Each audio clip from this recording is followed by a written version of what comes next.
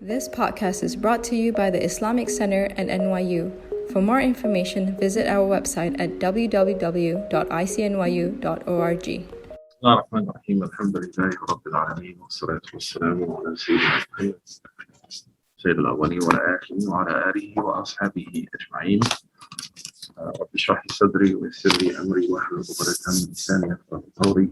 We praise Allah subhanahu wa ta'ala. We send peace and blessings upon the beloved Messenger Muhammad sallallahu alaihi wasallam, upon his family, his companions, and those who follow them until the end. This is a class that few people requested, including I think to be my folks as well, that we already sort of were thinking about also, that I teach in other places, because after 9/11, like historically, the pressure of 9/11 that was put on compelled us to like focus outwardly,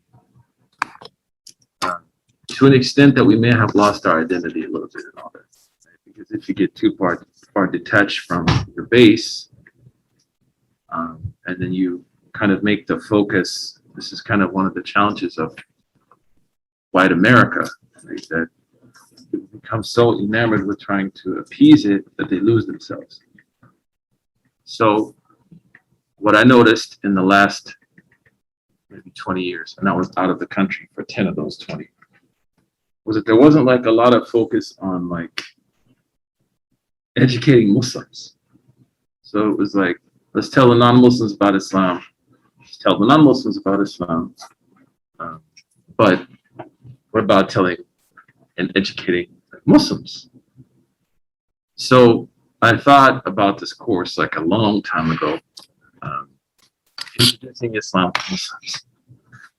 Because oftentimes we're not able to ask questions about things that maybe are like very fundamental. And then the second thing, in order to maintain the trust of our religion, we have to stay close to it. And, you know, the dunya is a thick, deep place. And if I don't have certain skill sets, I can drown in that thing. And there's a lot of challenges, right? A lot of, like I'm supposed to do this show for Netflix, right? So they sent me the interview that I did for them about the Boston bombing. So the questions that they asked me on the Boston bombing, not Netflix, but are very different than the questions they sent me. You know what I mean? Like the questions they asked me on the phone were like very friendly. They weren't presumptuous. The questions they sent me are like, so can you help us understand the mind of someone who would want to commit terrorism? How am I supposed to know that? Right? But the assumption is that I know. So it's important that we are at a point where we are anchored enough within our faith, in our community, in our family, that we don't, as Malcolm talked about, get bamboozled. And we don't get caught up in the veneer of even access and utility that may be afforded to us if we compromise. And that's a challenge. If you to kind of get at what I'm saying, when I came back from Egypt, I received a phone call. This is when I lived in the Bay Area, San Francisco, from an individual who claimed to represent a wealthy donor who was not Muslim, who wanted to create content providers in the Muslim community.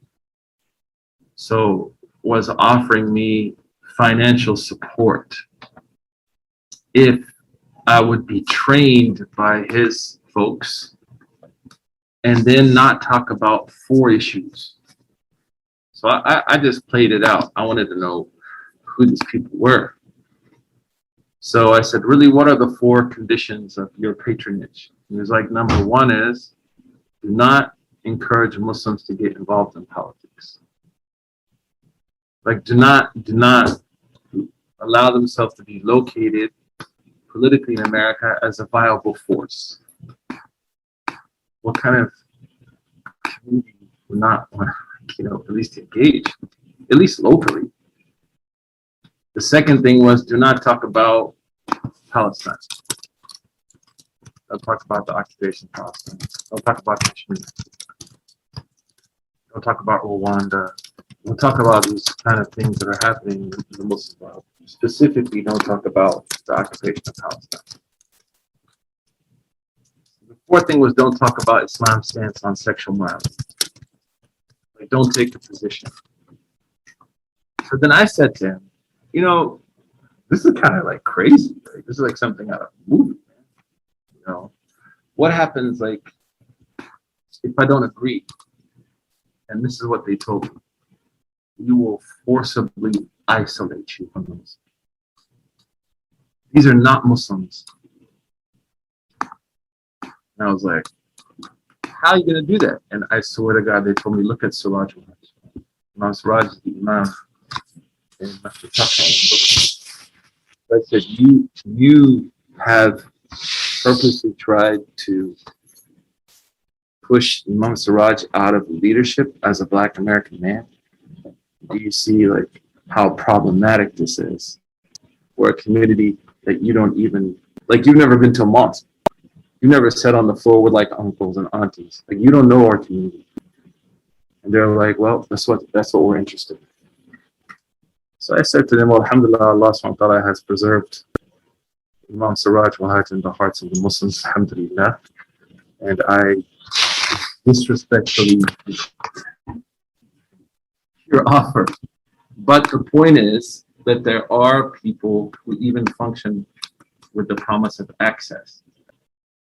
That if we're not grounded in family and community and in a sense of orthodoxy, we may be deceived by that access. So what I noticed is that there was a lack of foundationalism within the Muslim. There was a lack of teaching Islam to Muslims. That should be we should learn first. The second thing is that as America becomes more and more secular, there's a great article in Atlantic, I think 2 weeks ago, on political puritanicalism. Like, now the Puritans are no longer religiously oriented, they're politically oriented.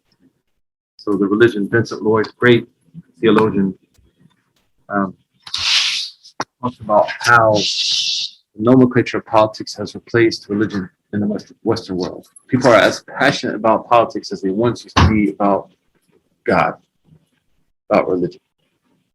And while that's great, it has a certain benefit, but if we are not grounded, again, in our faith and our understanding of faith, as you also, and we'll talk about this in a second, as you construct also. I'm just a teacher.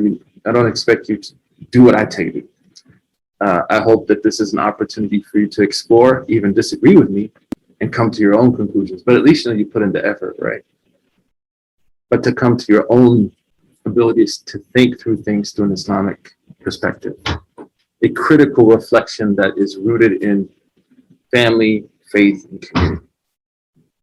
So we're going to go through a series of courses together. And ideally what we do is we read 3 texts. And this is something I learned from a teacher from Senegal, as well as in Egypt. This is kind of the system for the masses. No one's going to be a scholar by taking this. Like, we don't want to put scholarship on the table. That becomes terrifying. I just want to know how to practice. And I want to know how to think. And I want to know, most importantly, how do I live? So we're going to go through 3 texts, if you will. First text is going to cover issues of faith. What do we believe on issues? Right? And what were some of the pressing questions that scholars up until now continue to discuss related to theology, especially God and prophets? The second is we'll take a text on Islamic practice, just specifically probably 3 things, not all. So purification, prayer, making sure that we're doing those things correctly. And then the third is tasawwuf, the idea of working on myself, improving my character, being a better person, understanding my emotions, understanding my triggers, getting a stronger grasp of kind of those things, and dilating my capacity to live a purpose-driven life. is really what it's about. So this first round, we're going to start with theology. And of course, we should start with theology, because why would I pray if I don't know who I'm praying to? Like, why would I live a good life if I don't believe in what revealed everything? So the Prophet ﷺ, the first thing that he begins with is faith. He calls people to Iman. And that's why I say to Aisha, sometimes we make a mistake with people when we start them with halal and haram. We should start with Iman. Doesn't mean halal and haram isn't important, but we have to differentiate between someone who may know and someone who doesn't know. Someone who has experience and someone who doesn't have experience. That's like being an educator.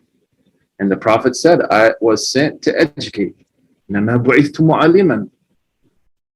Aisha, she says, as related by Bukhari, that, the first thing that the Prophet taught us was heaven and hell and God. And he didn't start with like, don't drink, don't fornicate. And she says, if that is what had been started with, we would have never been able to stop those things. But faith gave them a purpose. Belief in Allah subhanahu wa ta'ala allowed them to transcend things. And sometimes we've all been there where people are just like kind of irrationally barking orders at us. It can become kind of like becomes a task.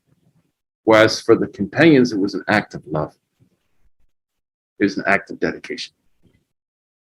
So we're going to go through a text. It's a short poem written by a teacher, someone we're going to talk about shortly. But before we jump into that, let's just look kind of at what you can expect. So, and this is available, like if you send it to, I think the IC, they'll send you these things that I'm going to show you right now. So the first is, this course will walk you through the foundations and parameters of Sunni theology. I'm trained in Sunni theology, so that's what I can teach you. It will do so using relied upon sources with the hope that it will encourage you to locate faith as important and an adventure. As a convert to Islam, I see Islam very much as an adventure. You have to perhaps think about this differently. My daughter likes to tell me, she's 20, I'm not a convert, right? This wasn't me. She's like, I'm not crazy about this like you are, right? I was born into this. I had a friend one time, I used to be hard on him when we were young, and he was like, you're the guy who read how to ride a bike. I just know how to ride a bike. I was born Muslim. You learned it. So, I hope that we can, neither of those perspectives are necessarily bad. So I don't want you to think about it like, oh, this is bad and this is good. No, how do we kind of combine, right? A natural kind of organic expression of Islam that comes through family, comes through socialization, comes through nurture. But I want you to always locate your relationship with Allah as an adventure, because وَلَا يُحِيطُونَ بِشَيْءٍ مِّنْ عِلْمِهِ, like nobody can understand everything about Allah. That's a lifetime process. So instead of locating and positing faith as this intimidating bully that's there to beat me up, right, and always reinforce, there's a place for this. My negative, I want to see like faith is this adventure that actually enriches my life. Like faith really does enrich the way we look at life. An opportunity to address your own questions. The goal of this course is to strengthen your faith, confront your questions, and to find the strength to commit to it, as well as giving you the ability to talk about it. On campus, work, wherever you are, people may have questions, your own family. There may be youth in your communities, maybe some elders want to be educated. You have put yourself in a position where you're literate. I believe in functional religious literacy, not dysfunctional attempts at scholarship. I hate that. Right? We need to function. Allah says, إِلَّا الَّذِينَ آمَنُوا وَعَمِلُوا, those who believe, and then they translate that into action. Let's go through the syllabus for this semester. It's not quite all the way done. So tonight we'll do the introduction, text and overview, introduction, the first obligation, and how do we learn? Like, how do we learn about God? Then the next is the Quran, knowing Allah and the marriage of contradictions. How do Muslims believe in a transcendent God who at the same time makes himself known to, how do we believe in a perfect God who makes himself known to imperfect creation. How do you rationalize this? This is a question that early scholars ask. How can I know something is so perfect as someone who has so many imperfections? The Quran's presentation of faith, the meaning of faith, the importance of learning, the foundations of faith, the first obligation, 2 ways we know Allah, 20 qualities that help us understand, see, and believe in Allah. So we're going to talk about these. It's called Sifat Ashri. Then on October 7th, we're going to talk about doubt and transformations. People are always scared to talk about doubts. Normal. What is doubt? So in Islamic theology, we have like different designations of what doubt is. You'll be surprised. So not all doubt is negative, transformative. So the terms Islam uses to identify different iterations of doubt, the importance of doubt, addressing doubt, its causes and remedies. Do we need an interdisciplinary approach for ministering to doubts? And world is so complex now. Do we need an interdisciplinary approach? Everybody understand what I mean? Different specialities to address within the community. People have different doubts related to sexuality, related to biology, related to politics, related to philosophy, related to theology, related to race, related to.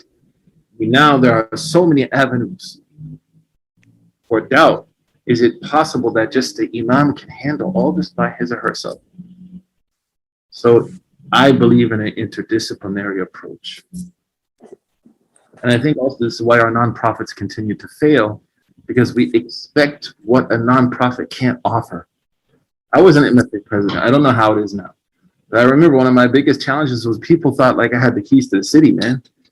And I was like, I can't do that. Like, there's resources on campus.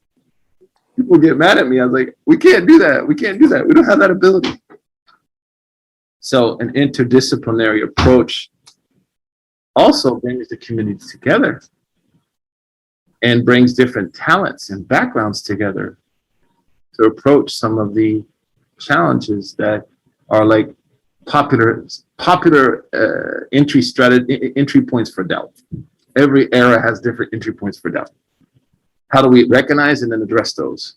Through an interdisciplinary approach. You don't have to write all this down because we're going to send this to you. Cause of doubts beyond the text. So like, not everything is, a lot of times people come to me with religious doubts. It ends up being something outside of religion. So you're going to have a conversation with them and it's like, my girlfriend broke up with me, man. It's like, God hates me. What does that have to do with you? What does that have to do with, why you got to bring God into it? Right? Why you got to bring God into it? Well, I didn't pass this class. I don't know if I believe in the prophet anymore. Like, how does this work, right? But then you have very real issues where my religious father abused me physically for 15 years. And now you want me to believe in this? And he go to masjid for 5 prayers. Or my husband, who was a religious person, or my wife did something really, really extremely super ratchet. And now I'm supposed to believe in this? That demands investment. Because that is very real. And we're not even thinking about this. Like at a real level where we help people, man. So doubts beyond the text. From the mundane to the real. Beyond worship and beyond the masjid, right? So sometimes those doubts are caused by things that have happened outside. But they're there. How do we address those? And that gets into like restorative justice. That gets into addressing mistakes of the community.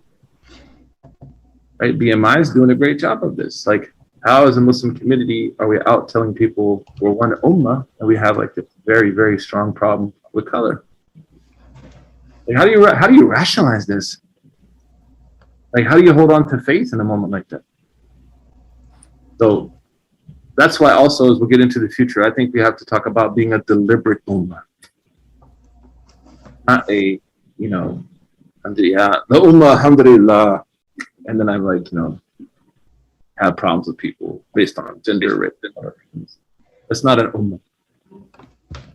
An ummah is the outcome of a deliberate process. when we kind of ride the coattails of the early Ummah, right?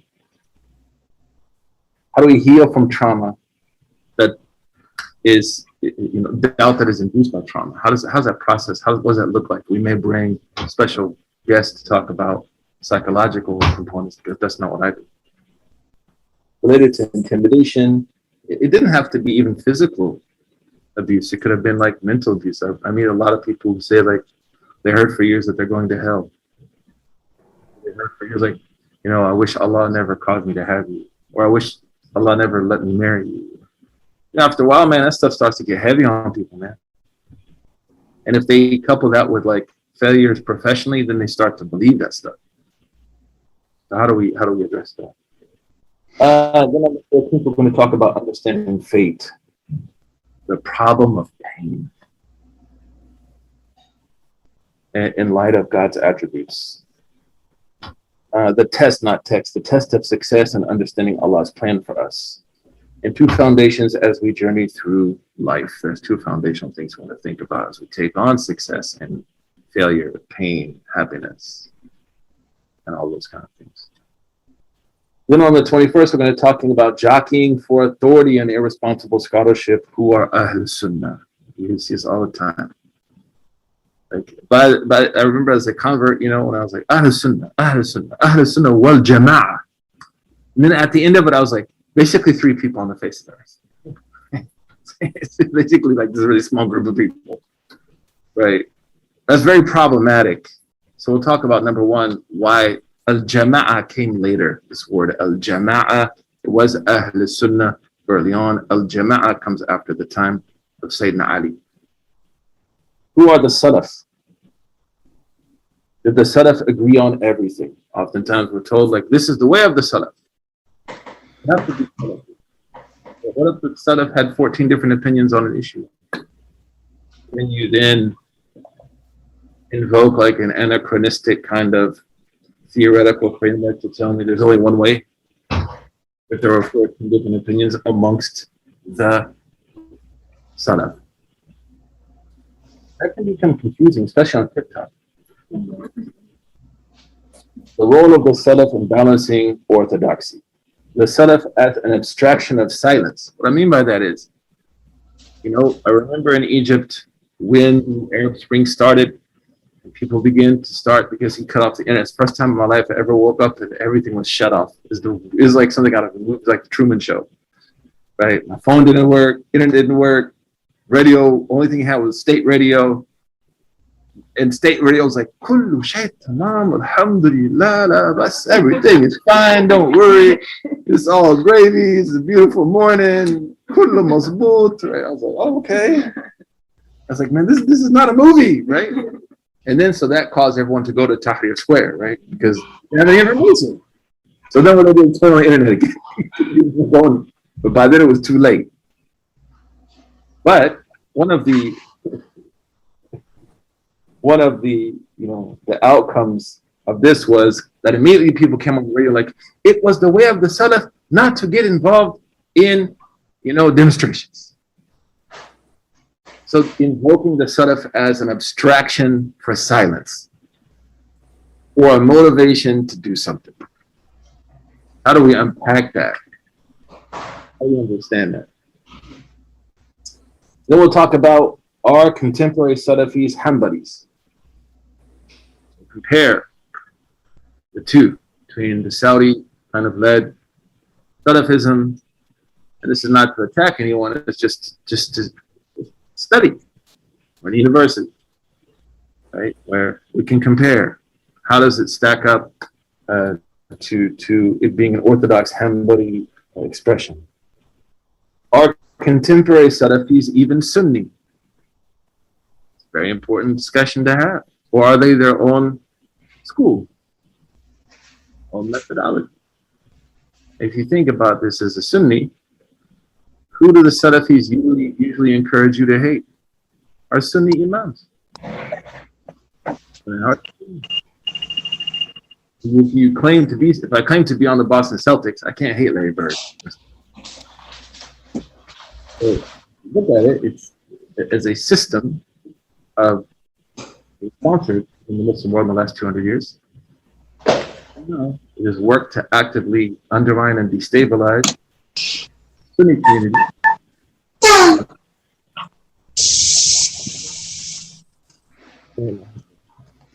So folks on Zoom, if you can get your mute on, because we can hear all your business. What was that social security number again?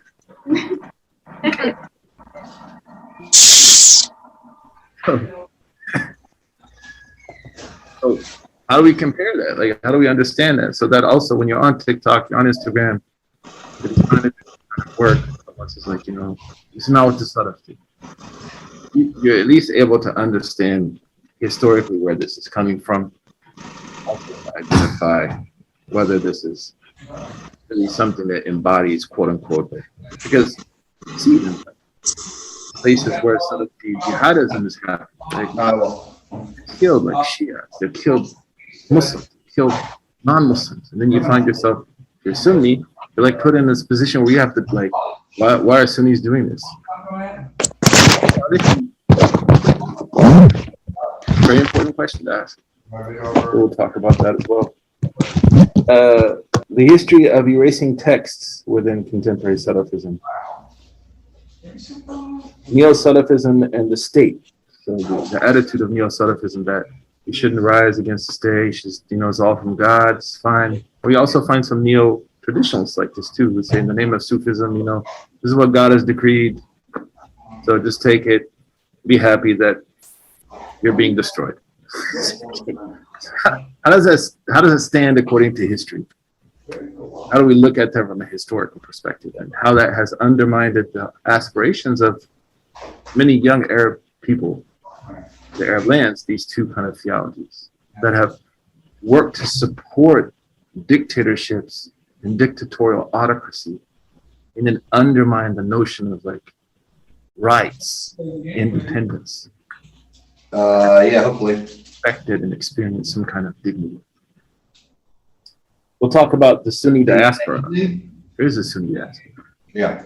Don't think about it that way. But like, we don't have the same kind of authoritarian structures in the West that you would find, say, in Gambia, in Mali, Nigeria, Egypt, Morocco, in Bosnia, Afghanistan, even places like Malaysia. Right, there is in Malaysia, ain't nobody praying 8 rakat tarawih.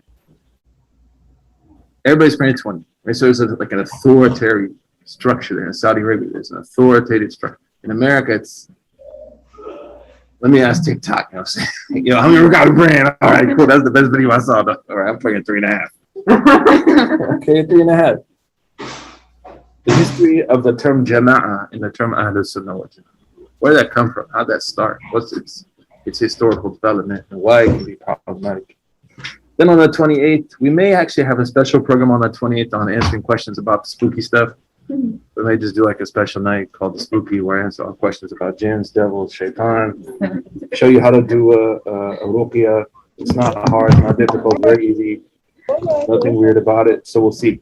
But as of now, we have 2 types of texts when it comes to theology. We're going to talk about what is Tawheed, some different early groups, the Mu'tazilites and their understanding of Tawheed, Christianity and Tawheed. It's very important to understand this so that when we go into interfaith events or speaking with different groups, we're able to articulate our position correctly. We don't need to destroy anybody else. That's not what we're doing that, but we want to make sure at least we say what we believe. So understanding what other people believe, it allows us then to make sure that we're being true to our message. Judaism and Tawheed. Sunnis and Tawheed. Mainstream Sunnism framing of Tawheed and the goal of Tawheed. Tawheed means the oneness of God. What's the goal of all that? And its foundations. On the 4th, we're going to talk about prophethood. What is prophethood? Why prophets? Effective education. How many prophets were there? What we believe about the finality of prophethood. Leave Jesus out of it. Muhammad's finality as an immutable belief of Islam. And the problematic contentions of the Ahmadiyya community as well as the Nation of Islam when it comes to the finality of prophet and why we consider them not Muslim. Sense of orthodoxy. And also we'll talk about Christianity, especially evangelical, who have this idea like there's prophets now, like the prophets at Whole Foods, you know what I'm saying? Prophets at roller skating rink, prophets in Bryant Park, you know, there's like prophets there. That's kind of a problem. And not again to put people on blast, just to be aware of this is where we subtly differ with these different groups. Then on the 11th, because it's going to be close to Christmas, we're going to do a whole thing on Jesus and Islam to prepare ourselves, to equip ourselves. You know, Christmas is coming. We're going to be able to talk about Jesus. He had no J in his name. Be able to like talk about that correctly, and then also present like, the Islamic perspective on Isa alayhi salatu salam. And of course, you can't talk about Isa without talking about his mother. Alayhi salam. Molasses.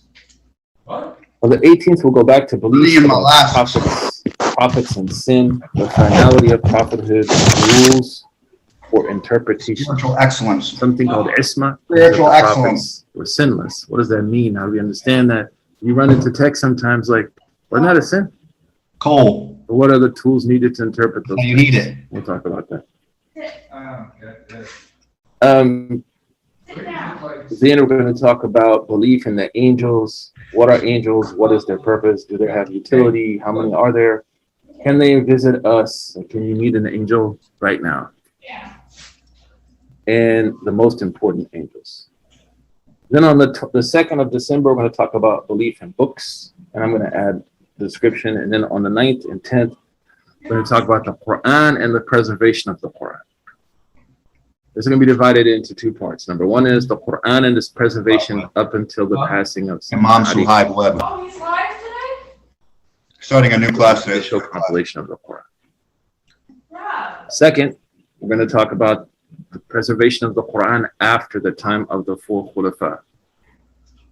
And I read different qira'at. Today you heard me, I was confusing two different qira'at. We'll talk about what are these qira'at? What is the ahruf sab'a? What are the 7 ahruf? What's this? Are there really, as Yasser Qari says, holes in the narrative? There's absolutely no holes in the narrative. With respect to my colleague. How do we unpack historically the preservation of the Quran so that when you walk away, you're not worried about things? It's a very good thing to think about, and then asking questions. And then we're going to take a break, I believe, for the holidays.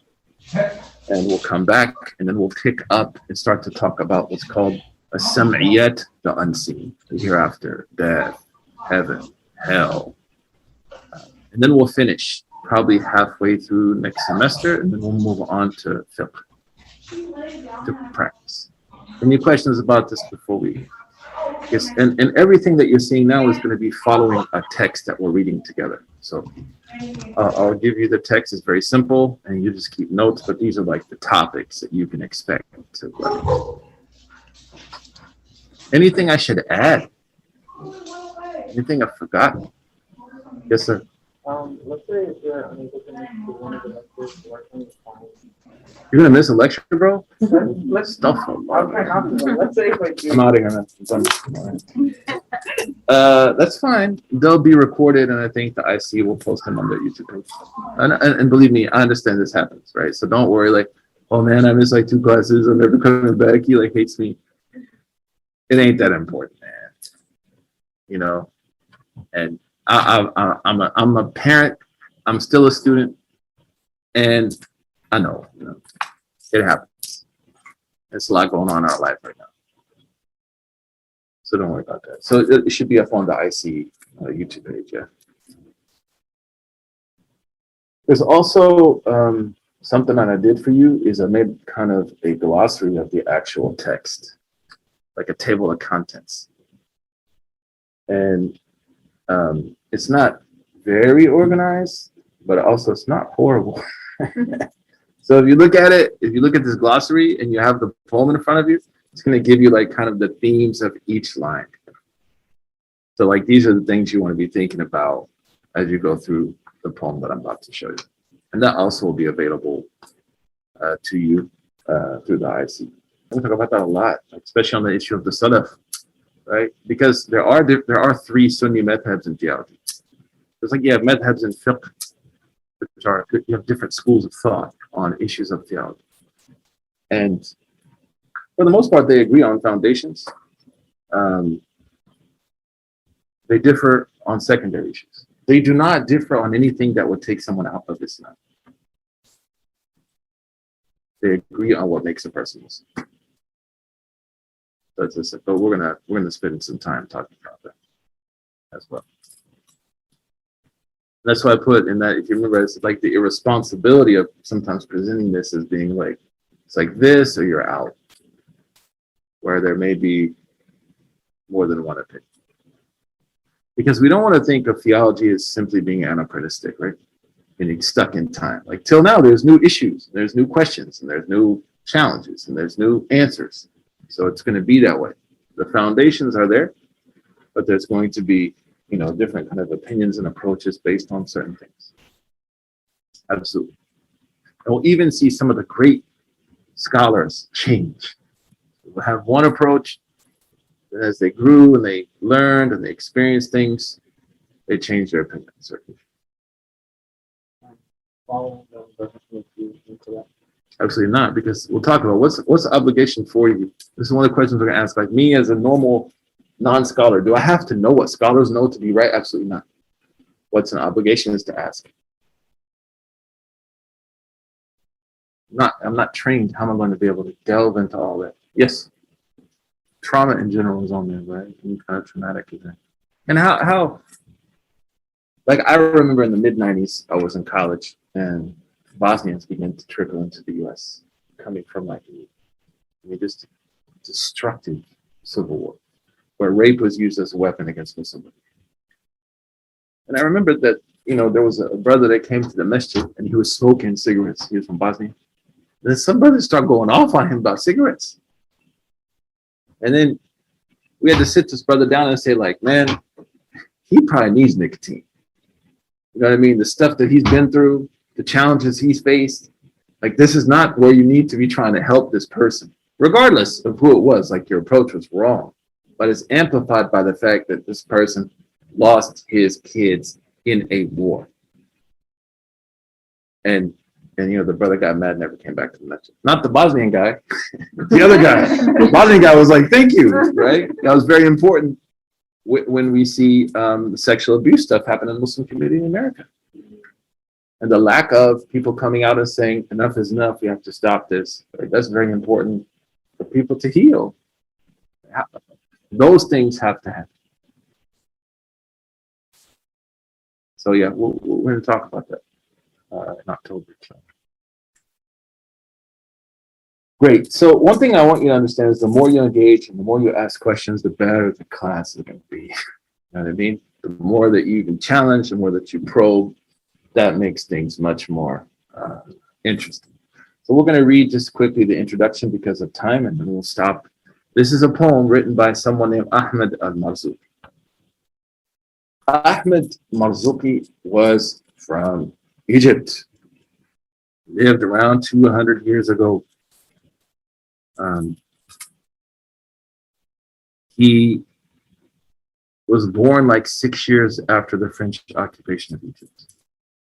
The French occupied Egypt for 2 years, and no occupation was more harsh on Egyptians across the board, probably than the French. What they did in 2 years was very destructive. And Ahmed Marzuki, he is from the lineage of Imam al-Hassan. And his grandfather was a great, great scholar in Egypt, a great Sufi. He had more than 85 what are called zawiyah, like spiritual centers across Egypt. So if you're from West Africa, his grandfather is like a mini version of Ahmed Bamba. Not that big, but powerful, like has an influence on people. Sheikh Ahmed Marzuki lived in Minya, and what we understand from his life, I heard from his great grandson, who I studied this text with, was that he was really concerned about public education. Right? How do you educate the public? Like, you had this kind of scholarly class of people, that's great, but like, how do we think about the masses? There's a great story about him that, in Egypt, when he used to go every day and teach in the Azhar Mosque, which was like a university at that time, he would take a donkey guy. This guy with a donkey, you pay him. It's like an Uber, but it's a donkey. So you do like the Duber, right? Which means the back in Arabic. So you ride the donkey to Azhar. And then the guy would stay with you all day long and then take you back. So the people who used to do those donkey things, they were known as being illiterate people. We used to make fun of them. Say, al-himar mal-himar, like a rough state.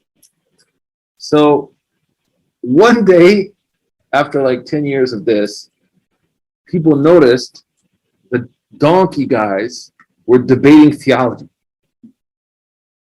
quoting poetry, talking about Abdul Qadir Jailani, Ghazali, this and this and this.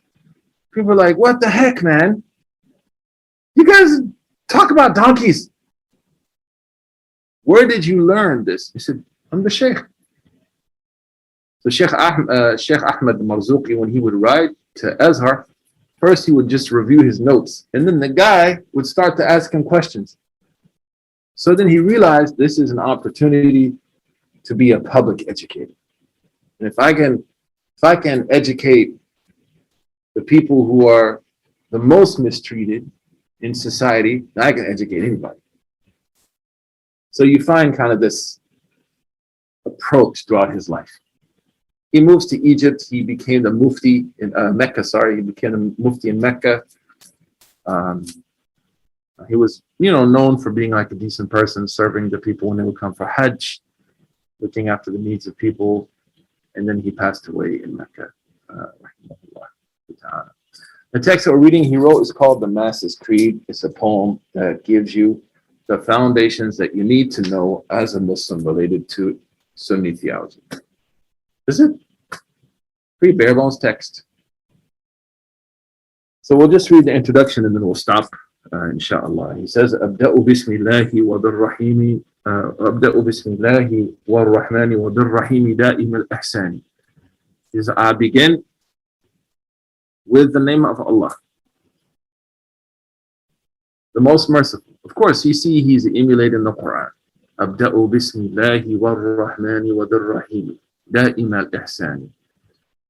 I begin this effort, I begin this poem with the names of Allah, meaning seeking, here it means seeking Allah's barakah, the barakah of those names, the blessing of those names. And that's a great lesson for you and I in anything we want to do professionally.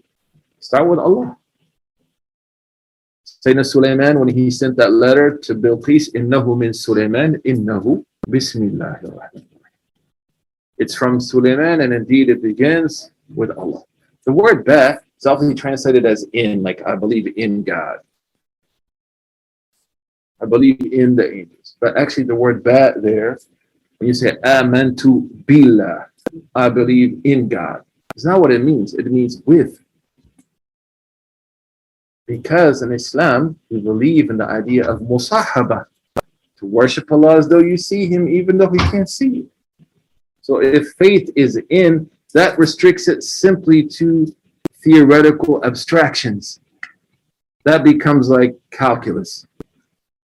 But when faith is with, that implies whether I'm isolated like Yunus in the belly of a fish, whether I'm ostracized like Yusuf at the bottom of a cave, whether I'm burning under the pressure that Sayyidina Ibrahim faced in society, whether I have to stand up to justice like Prophet Musa, whether I have to call people to living a better life like Muhammad Sallallahu Alaihi Wasallam, I'm with Allah. So that now kind of expands this understanding of faith that we're going to talk about next week.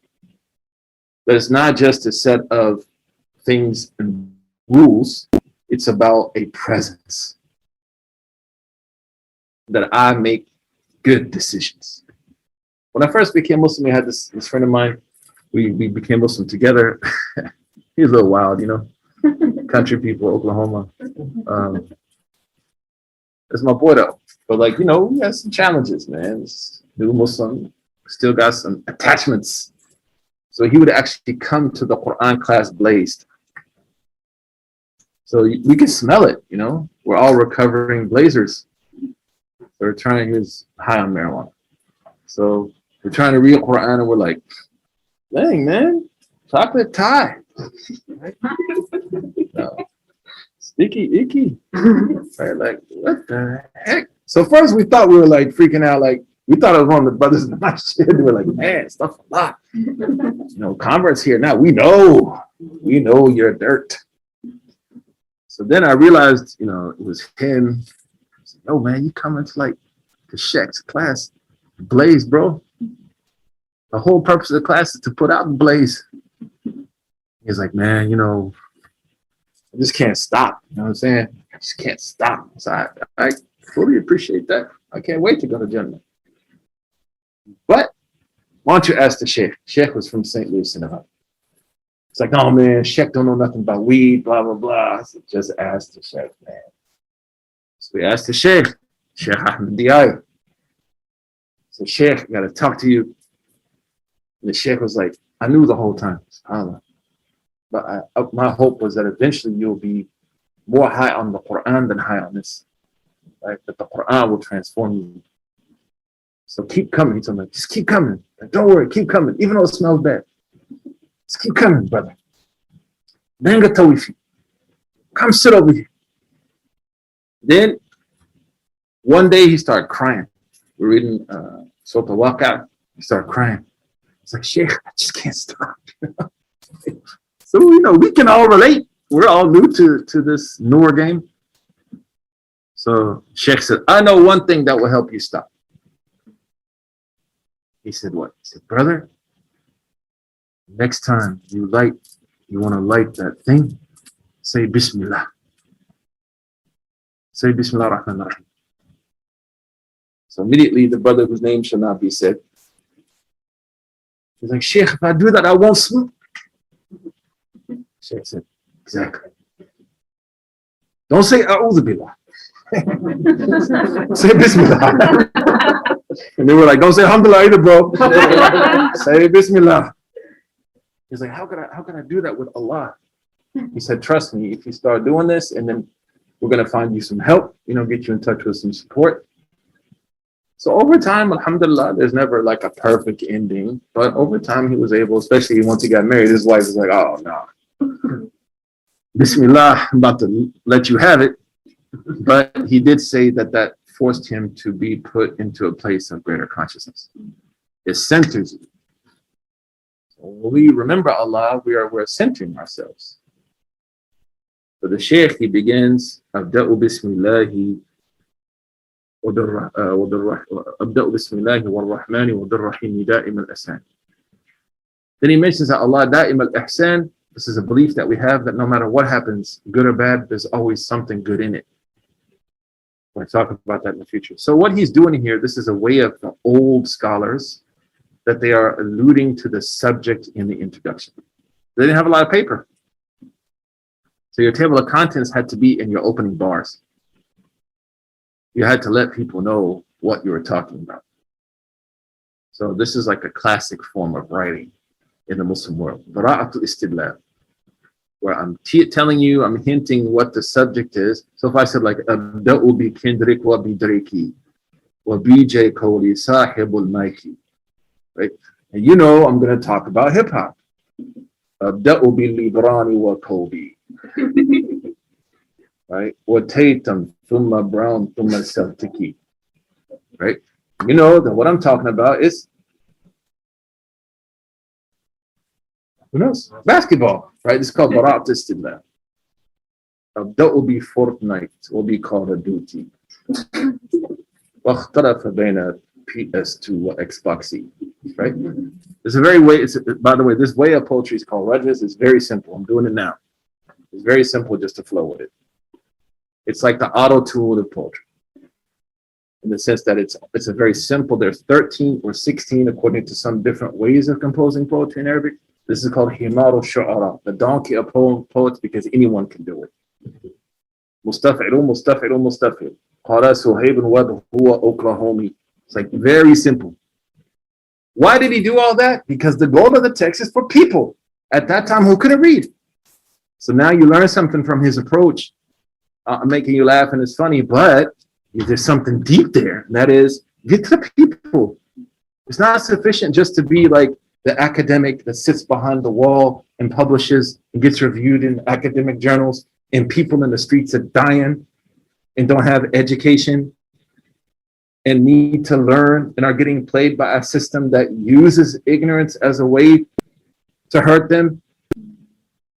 Sheikh is like, no, I'm going to write this poem that teaches deep, heavy stuff in the simplest way possible. So that the donkey people will be like understanding their creed. So he says, Abda'u bismillahi wa rahmani wa birrahimi da'im al-ihsani alhamdulillahi musalli ala falhamdulillahi al-qadim al-awwari. And he says, then praise be to Allah al-qadim al-awwal, the one who has no beginning, the one who has no end. Al-akhir al-baqi bila tahawwuri.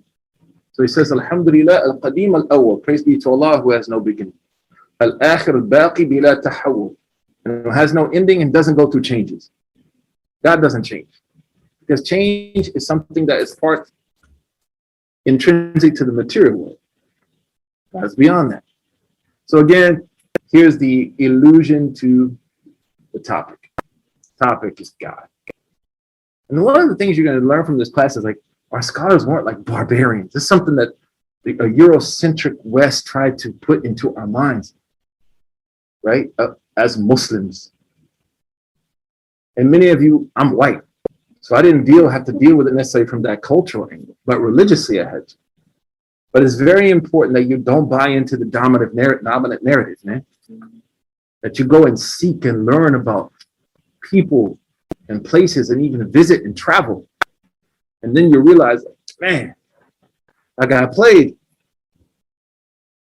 So here you see something that this is a very deliberate person. Like this is an attempt to write in a way that's not easy to write. It's a poem, so that means he's a person of letters. He's not only a sheikh, he can write. And not only can he write, he got bars. So he says, Alhamdulillah al-qadim al-awwali al-akhir baqi bila tahawwur. Means tawheed, oneness of God. And he says, ثُمَّ الصَّلَاةُ وَالسَّلَامُ سَرْمَدًا. Then peace and blessings always. عَلَى النَّبِيِّ خَيْرِ مَنْ قَدْ وَحَّدَ. Upon the Prophet, the best wahada, who recognized the oneness of God. Again, alluding to the topic. The one who knew God's oneness the best is the Prophet sallallahu alaihi wasallam. وَآلِهِ, his family, وَصَحْبِهِ وَمَنْ تَبِعْ, and whoever follows. Sabila din al-haqqi ghayra mubtadi', who follows the path, the right path of Islam and does not commit innovation.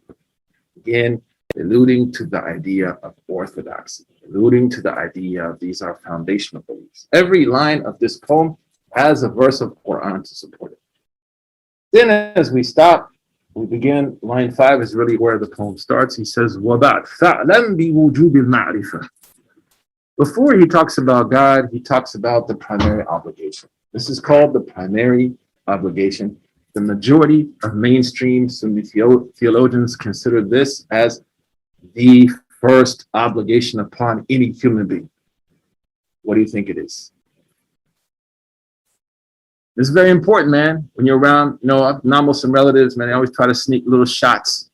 Some of them are atheists, so it's like, religion is like the mother load of bad ideas, blah, blah, blah. So you got to kind of equip yourself, because passion can only take you so far. I can be passionate about something, but if I'm not able to bring some kind of burhan, some kind of support to that passion, it doesn't last long. So according to the majority of Sunni theologians, outside of a small minority, the first obligation upon a person is to think. Dang, really? The first obligation is to think, to know, to learn. So that's why he says, وَبَعْدُ فَعْلَمْ. to proceed, you must know بِوُجُوبِ الْمَعْرِفَةِ, that knowledge is wajib. Wujub. And here it doesn't mean wajib like in fiqh. Wajib means I have to. So this is the first obligation. We're going to talk about it next week. And it's also very liberating to know this. Because if the first obligation is to learn and think, then how do we teach people theology? How are we teaching people in Islamic schools? Are we encouraging questioning? Are we encouraging investigation? Are we encouraging people to engage so that they can come to conclusions? Or are we intimidating? Religious education, and this happened to me when I was a kid in the church. I was told one time, I was like, so if Jesus is God, I asked in the church, I got in big trouble. If Jesus is God, then what about the prophets who came before him who didn't worship Jesus? Who did they worship? And this lady, she was, God bless her, volunteer. She was like, that question is from the devil. I was like, dang, man. 12 years old getting called a devil. Right? That's a great feeling. So how do we reverse that, right? Where we see people's questions, inquisitiveness is actually in line with this idea that the first obligation is to learn. Not to be quiet. And we have a great axiom as we finish that says whatever leads to an obligation became obligatory. So whatever leads to a person learning then also becomes an obligation. If learning is an obligation, then the resources needed to accomplish that obligation become obligatory. So we have to think about having professional colleges for religious teachers in Muslim high schools, because that's going to help people reach that obligation. You have to think about having guidance counselors in mosques and in Islamic schools that can help people deal with traumatic experiences in their life. There has to be, as I talked about earlier, an interdisciplinary approach to this issue to help us achieve excellence. Being an Islamic studies teacher should be a viable career option for people. Not one where it's like, yeah, you know, I teach like 12 hours a day, then I go home and drive Uber all night so I can survive. How are you going to attract people? How are you going to bring in the best of the best if at 15 they're Bitcoin mining and already cashing? You know what I'm saying? You're giving them like 20K a year with no insurance. So that first line, if we had time, if we don't, we begin to unpack it is, and that's going to be our discussion. We come back next week with you. We're going to start with the discussion is, what do you see as essential to learning and to being in a situation where you can learn? What are the ingredients of religious learning? So what would be those things that trigger learn? Like you mentioned earlier, being able to heal from trauma. Okay, that's a step to learning. What else? So as we finish now, the very first obligation in Islamic theology, according to the majority, is to know. The minority, and this is the followers of Ibn Taymiyyah, we find this now amongst contemporary Salafis, they say the first obligation is to say La ilaha illallah. The response to that is a parrot can say La ilaha illallah. But Allah says in the Quran, فَعْلَمْ أَنَّهُ لَا إِلَهَ. You must know that there's no God. They also have strong evidences now, don't get me wrong. But I agree with the former, that's what I'm trained in, is I got to know what I'm saying, man. I have to be able to understand and think about what I'm saying. And then also that tells us what was the job of prophets?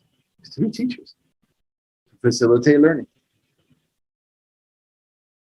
So the first, and this is going to be good for you. So next time you're watching Bill Maher, Bill Maher,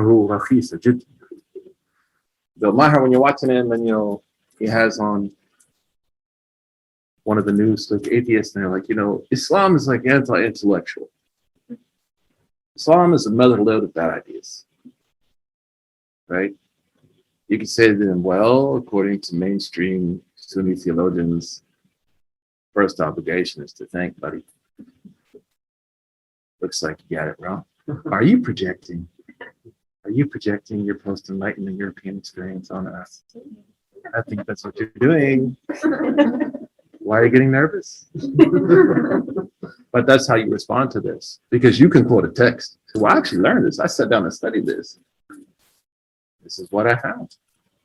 So that's what I meant about how the book will also give you subtle tools, subtle equipment to push back. And not just passionate. No, that's not Islam. That's not what Islam. We always do that. That's not Islam. How you know it's not Islam? Someone start to make us play defense. We're going to run a 2-3-2. We're going to run a man to man. We're going to run a press. Or we're just going to run. Because that's what passion does. Passion only allows us just to like, that's just not Islam. I know it's not. It's not an answer, man. Would I be able to say, Al-Ghazali, Ibn Ashir, Al-Ash'ari, Maturidi, Al-Baqirani, Imam al-Haramain, Rabi al-Adawiyya, God bless her. All these famous theologians and the Quran and Hadith say the first thing you got to do is learn. All right, that's what we say. And then you can say, are you trying to appropriate our theology and speak on our behalf? Then you start to make them play defense. Because that's what happens. I've always thought it interesting that all the atheists are these really cute white men. Nobody wants to break that down. Because they can talk about all the cultures in the world, all the philosophies in the world, all the religions in the world, all the ethnicities in the world. I have a problem with that. But again, in that, I want to be able to give beef. So we'll stop here. We'll usually take 1 hour only, but today is the first day. Next week, inshallah, we're going to continue.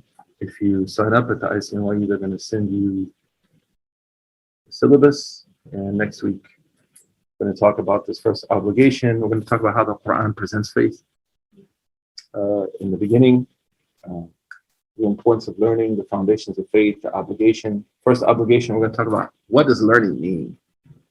There's a great scholar from Morocco, Qadi Abu Bakr ibn Arabi, actually from Andalus, wrote about what does it mean to learn about faith. I'm going to think about comparing that to now how do we learn about faith? Right? What would Al-Qadi Abu Bakr say to a 30-second TikTok clip that may be coming just from anybody? We don't even know who that person is. Might be good, might be bad. But how would you, they're really where I want to take something so important from. And then, of course, we're going to break up next week and have this discussion. I'll have a better question for you, what are the steps to effective religious education? Right? What are those processes where I can achieve, functional religious literacy? Any questions before we let everybody go? Most of the times when I see people saying, it's only one way. I know there's 3 different things. I'm like, why are you telling people this, man? Then you create this puritanicanism where there doesn't need to be any. There's actually someone came to Imam Ahmed and said, I wrote a book called The Book of Differences. He said, no, call it the Book of Rahmah. Call it the Book of Mercy. There are certain things that we're going to go through in this text which we don't bend on. Like Prophet Muhammad is the final prophet. We believe in hell. We believe in heaven. Those are things that are non-negotiable. So as we go through this course, and I think it's important to realize this is not a French press. This course isn't written. This is like a pour over. Takes a little time. That's a great question. Anyone who read The Wretched of the Earth? We call you should read The Wretched of the Earth, right? Sheikh is worried about the wretched of the earth. Let's think about this now critically after 9/11. There are certain Muslim communities. One I became Muslim through. Most of them now are very old now, Allah bless them. They were making dawah to people on the streets, in the people in the country too. They were making dawah to the masses. After 9/11, where has the dawah shifted to? Exclusively. Honestly, is it shifted towards just people at the Met Gala? Is that our object? As a community after 9/11, I would argue that a lot of our dawah was no longer concerned about the poor. No longer concerned about systemic issues of race. we all sit on the shoulders of Malcolm. I live on 125th Street. Right? That's sacred. For me, that's sacred ground. Right? There's the blood of a martyr on that ground. Right? Are we living up to that, or is it about being close to celebrities, getting invited to the White House, being in the government? Right? Am I a lifetime appointee in a beltway, or is it just for one term? That's not prophetic. There's a place for that. Don't get me wrong. God bless people who do that. But if we're serious about like taking on challenges of this country, there's no more liberating thing than we can give than La ilaha illallah. That's what we see like in Maybe, in Harlem. You should visit Masjid Taqwa. You should visit Pop Smoke. You know, he was buried in Masjid Khalifa. That's where they did his janazah. People went there because they did his janazah there. What about other people's janazahs that were there?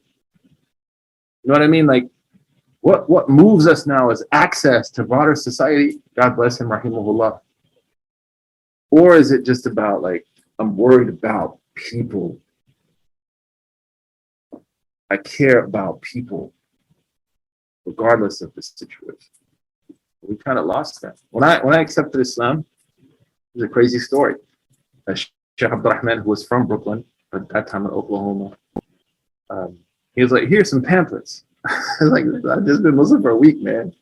I was like, what do I do with these? He's like, go talk to somebody in the flea market.